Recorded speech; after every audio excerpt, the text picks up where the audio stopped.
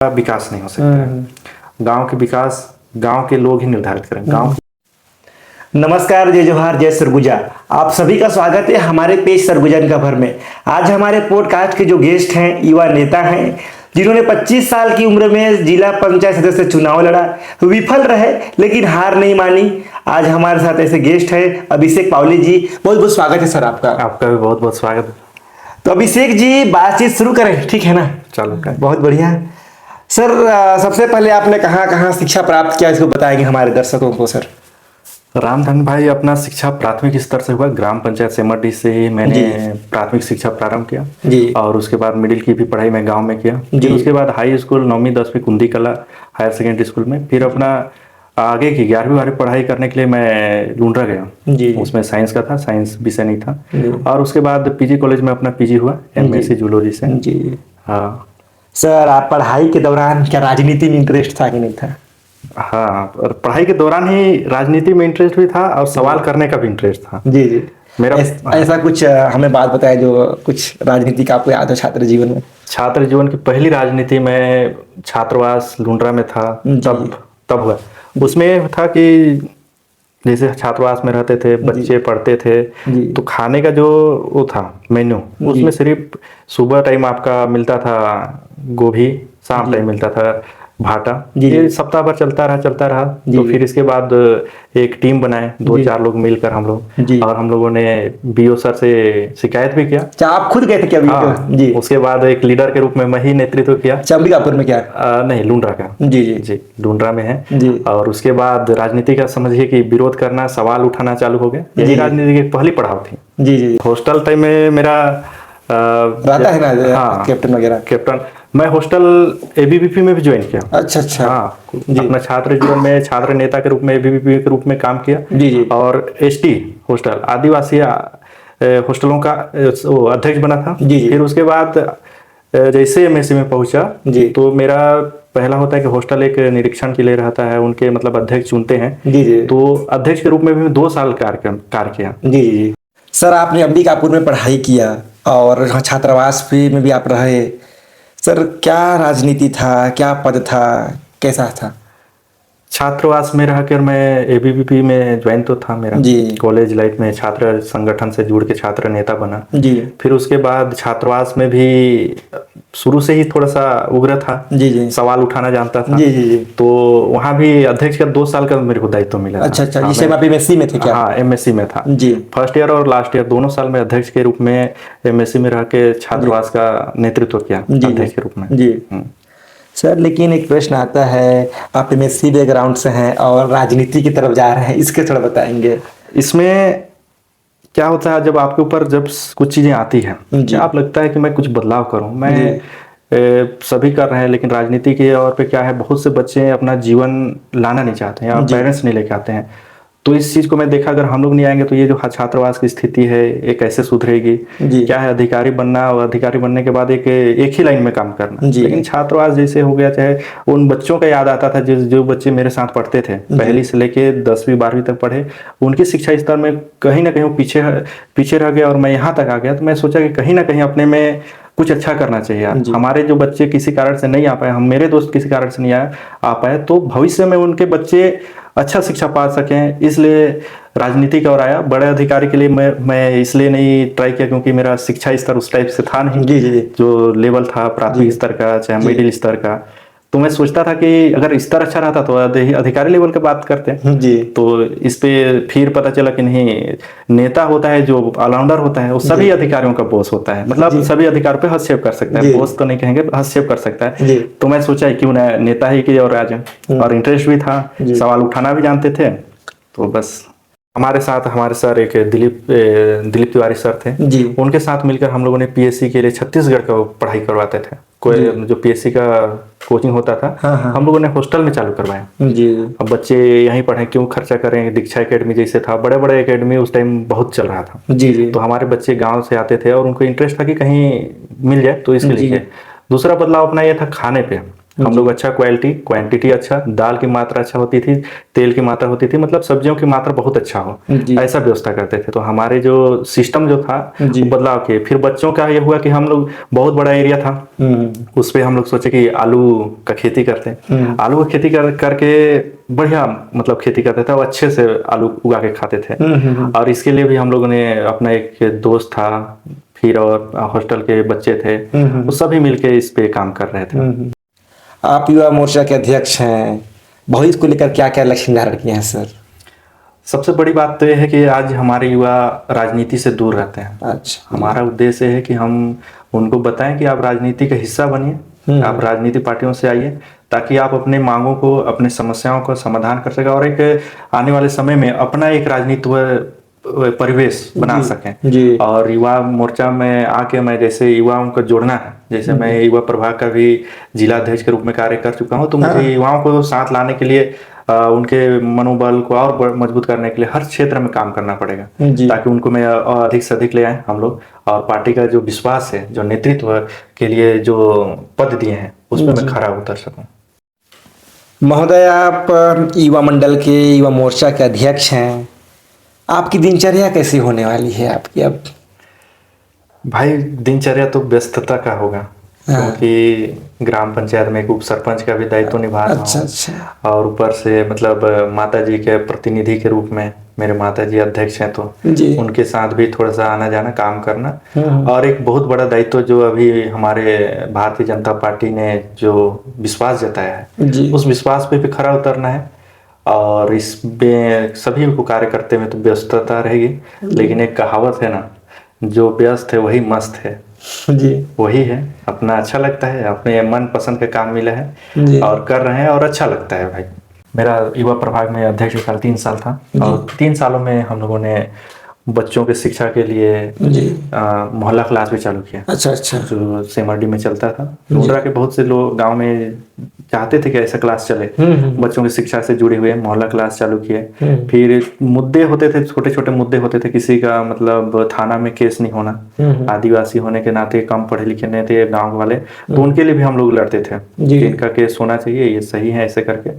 और बैठकें करते थे, जन जागरूकता लाते थे आदिवासियों का अपना हक अधिकार के लिए, अपने शिक्षा के स्तर पे, अपने समाज के स्तर पे एक कैसा हम लोगों को होना चाहिए, हमारा क्या उद्देश्य होना चाहिए, हम पढ़ लिख के समाज में क्या वो ला सकते हैं, नया चीज ला सकते हैं, इस सारी चीजों में जन जागरूकता रहता था। आप मंडल के अध्यक्ष हैं और जो है भाजपा में युवाओं को जोड़ने के लिए क्या रणनीति बनाएंगे आगे का? मेरा प्रयास भाई ये रहेगा कि हम युवाओं के साथ जुड़ें, युवाओं की छोटी मोटी समस्याएं, उस समस्याओं के समाधान के लिए काम करें।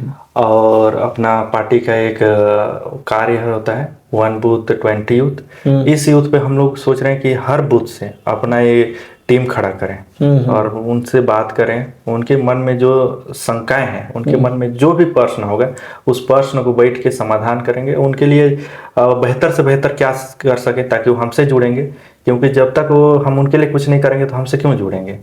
तो एक परिवार की तरह हम उनके साथ जुड़ के, उनकी समस्याओं का समाधान करके, उनके साथ विचार को आदान प्रदान करके आगे बढ़ने की सोचेंगे, और उनका विश्वास जीतना, और उनके साथ काम करना, उनको हमारे परिवार में शामिल करना, और हमको और आगे युवा मोर्चा को आगे बढ़ाना। भाजपा पार्टी में शामिल हो जाते हैं, जो देश की बहुत बड़ी पार्टी अभी उभर कर आई है, राजनीतिक पार्टी बीजेपी। सर, तो जैसे कि आपने बताया कि आप बीजेपी से जुड़े, अरुण साव के आए, प्रथम आगमन हुआ लुंड्रा में, अंबिकापुर में आए, प्रथम आगमन हुआ उनका। कैसा रहा आपका जुड़ने के बाद? पार्टी में जुड़ने के बाद मुझे पार्टी नेतृत्व के द्वारा विभिन्न दायित्व दिया गया, जैसे बूथ अध्यक्ष के रूप में, बूथ में अध्यक्ष के रूप में काम किया। फिर शक्ति केंद्र होता है, शक्ति केंद्र में शक्ति केंद्र सह प्रभारी, सह संयोजक के रूप में काम किया। फिर वही जो पार्टी का दायित्व देते रहे, मैं अपना काम निष्पक्ष मतलब निष्ठावान से करता रहा, और फिर मेरे को मंडल उपाध्यक्ष का भी पद मिला।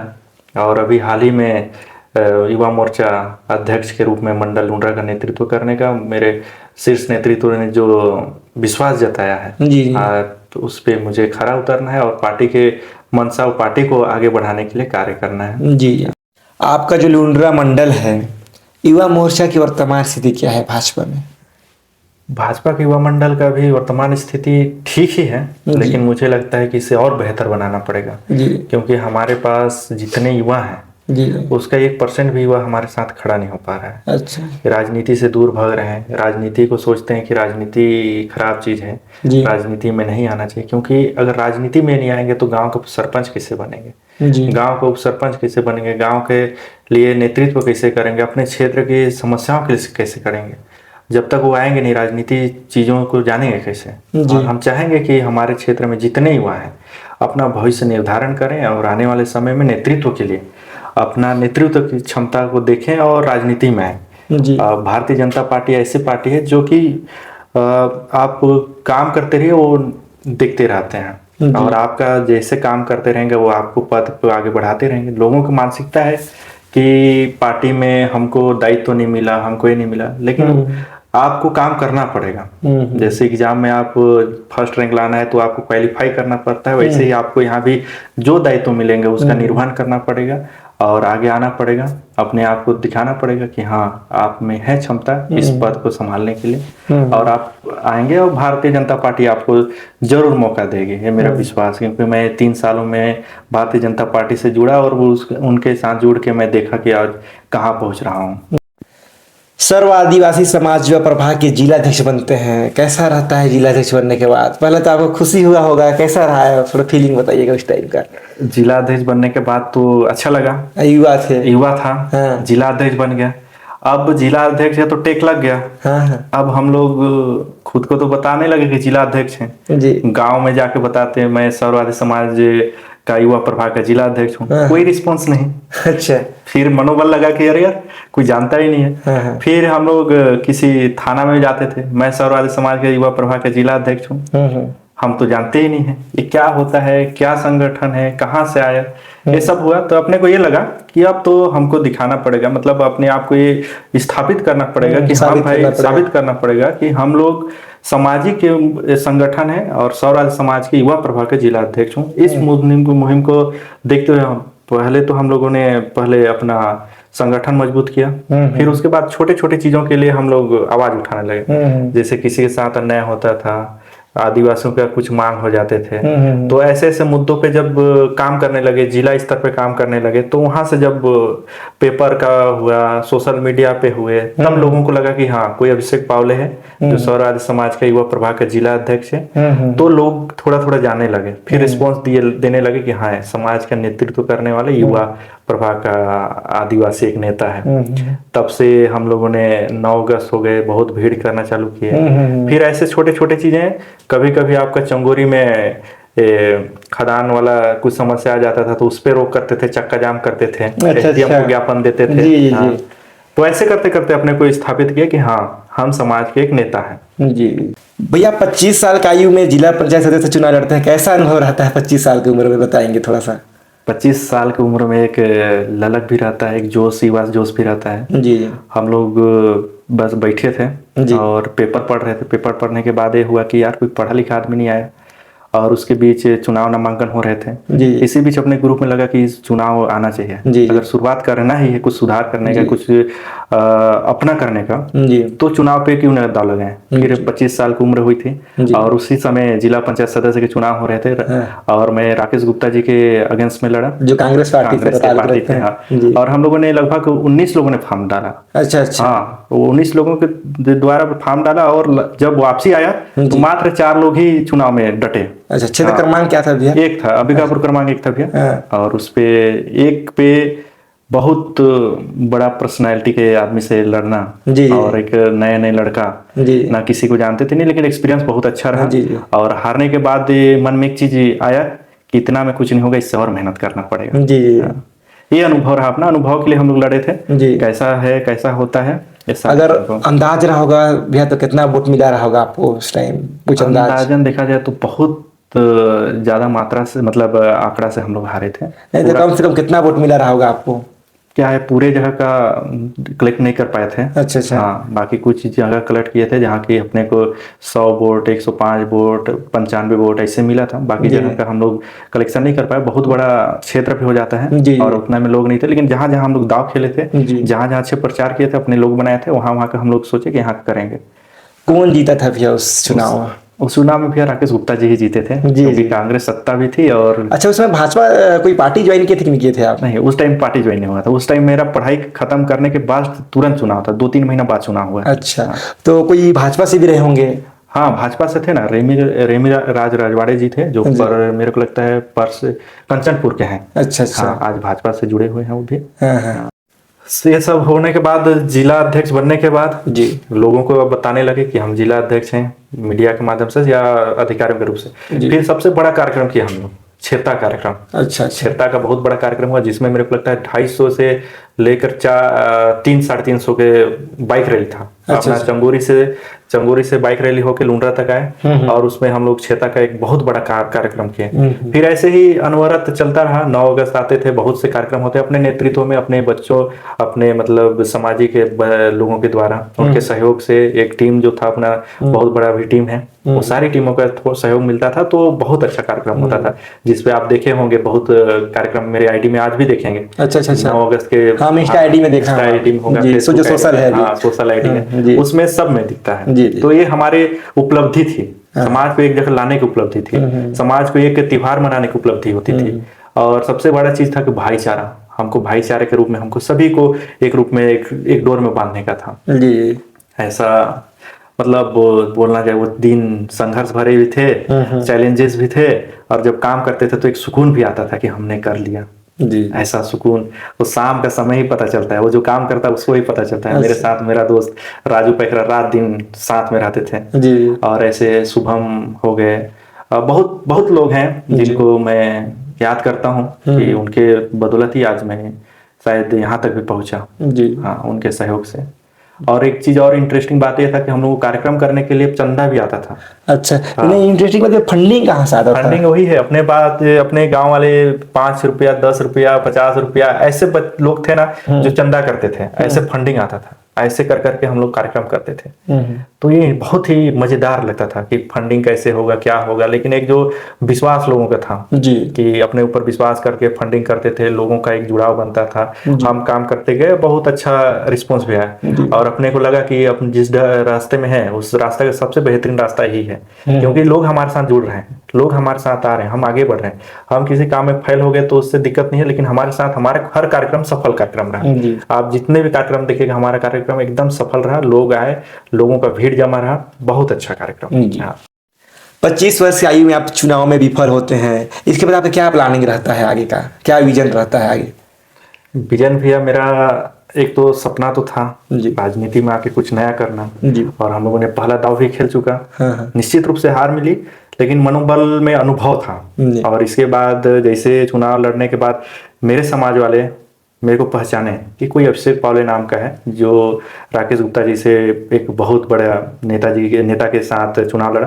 तो समाज वालों ने मुझे बुलाया, राजमोहनी भवन में एक बैठक थी, और उसी बैठक में मेरे को एक दायित्व भी दिया, सामाजिक दायित्व एक मनोनीत किए कि आप युवा प्रभाग, सर्व आदिवासी समाज युवा प्रभाग का नेतृत्व करेंगे। जी। और मैं हंसी खुशी एक्सेप्ट कर लिया। क्या पद था? जिला अध्यक्ष का था। सरगुजा का दायित्व? सरगुजा का दायित्व मिल गया। जी। जिला अध्यक्ष का सामाजिक दायित्व था। युवा प्रभाग का 3 साल का कार्यकाल खत्म होता है, उसके बाद जर्नी क्या रहता है सर आपका? युवा प्रभाग का 3 साल कार्यकाल बहुत अच्छा रहा जी। और उसके बाद संगठन ने नए दायित्व को भी चयन किए। जी। और इस बीच में एक उपचुनाव भी हुआ। अच्छा अच्छा। उपचुनाव हुआ, उसमें भी हम लोग लुंड्रा जनपद पंचायत के क्षेत्र क्रमांक 1 धौरपुर से हुआ। जी। और उसमें सचिन बाबा जी का क्षेत्र था, और जी। वो भी बीडीसी थे। जी जी। उनका उपाध्यक्ष भी थे। उनका मृत्यु हो जाने के बाद वहाँ चुनाव होता है 6 महीना बाद। अब उस चुनाव में भी हम लोग दौड़ जाते हैं। अच्छा कि अच्छा। अब चलो यार, इसमें भी हाथ आजमा लेते हैं। हाँ। और इसमें थोड़ा सा हमारे घनिष्ठ मित्र या बड़े भैया बोलूं, उनका सहयोग रहा और अपने को वहाँ चुनाव लड़ने का मौका मिला। जी। और वो भी हमारे जीत में दर्ज नहीं हुआ, हार में ही है। जी। लेकिन बहुत से अनुभव मिले। जी। उसके बाद हम लोग को लगा कि ये भी अनुभव अपने को बहुत अच्छा लगा कि हमको समाज को ना सामाजिक रूप से तो काम किया, लेकिन एक राजनीतिक रूप से काम करेंगे तो इसका परिणाम अच्छा हो सकता है। और उसी के बाद मेरा मन एक पार्टी की ओर आया कि हमको एक पार्टी की ओर आना चाहिए। जब तक हम पार्टी पे नहीं आएंगे तो हम मजबूत नहीं हो पाएंगे, यानी राजनीतिक संगठन। क्योंकि पहला अनुभव ये हुआ कि हम तो आंसू बाबा जो थे वहाँ के राजघराने, उनके अगेंस्ट में लड़ने के बाद अपने को ये लगा कि उनके पास टीम है, पार्टी के लोग उनके सपोर्ट कर रहे हैं, पार्टी के वोटर्स उनको वोट दे रहे हैं। अब हम सामाजिक से आए हुए थे, समाज को लेके, समाज तो हमारा कौन, हमारे पास लोग कहाँ से आते हैं। तो इस चीज को देखे कि नए पार्टी में ज्वाइन करना थोड़ा ठीक नहीं रहेगा, हमको एक अच्छा पार्टी पे काम करना होगा जिससे अपने को मजबूती मिले। और उसी टाइम पराजित होने के बाद एक पार्टी का दिमाग पाया कि मुझे इस पार्टी से जुड़ना चाहिए। और एक पार्टी का जान ही रहे हैं, आज भारतीय जनता पार्टी से युवा मोर्चा का अध्यक्ष भी बन गया।